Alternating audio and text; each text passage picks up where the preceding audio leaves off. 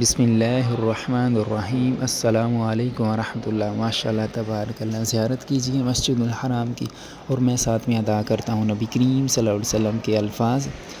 اگر کوئی چینل پہ نیا ہے تو چینل کو سبسکرائب کر دیں اور ویڈیو کو آگے شیئر کر دیں۔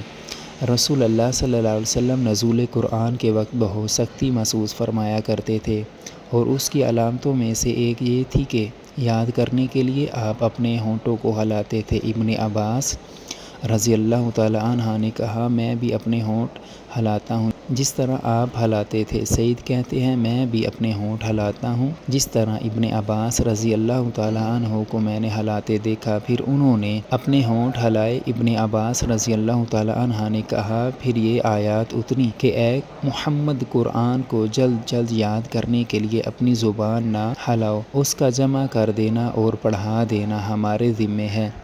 ابن عباس رضی اللہ تعالیٰ عنہ کہتے ہیں، یعنی قرآن آپ صلی اللہ علیہ وسلم کے دل میں جما دینا اور پڑھا دینا ہمارے ذمے ہے۔ پھر جب ہم پڑھ چکے تو اس پڑھے ہوئے کی اتباع کرو۔ ابن عباس رضی اللہ تعالیٰ عنہ فرماتے ہیں، اس کا مطلب یہ ہے کہ آپ اس کو خاموشی کے ساتھ سنتے رہو، اس کے بعد مطلب سمجھا دینا ہمارے ذمے ہے۔ پھر یقیناً ہماری ذمہ داری ہے کہ آپ اس کو پڑھو، یعنی اس کو محفوظ کر سکو۔ چنانچہ اس کے بعد جب آپ کے پاس جبرائیل علیہ السلام وحی لے کر آتے تو آپ توجہ سے سنتے، جب وہ چلے جاتے تو رسول اللہ صلی اللہ علیہ وسلم اس وحی کو اسی طرح پڑھتے جس طرح جبرائیل علیہ السلام نے اسے پڑھایا تھا۔ صحیح بخاری حدیث نمبر 5۔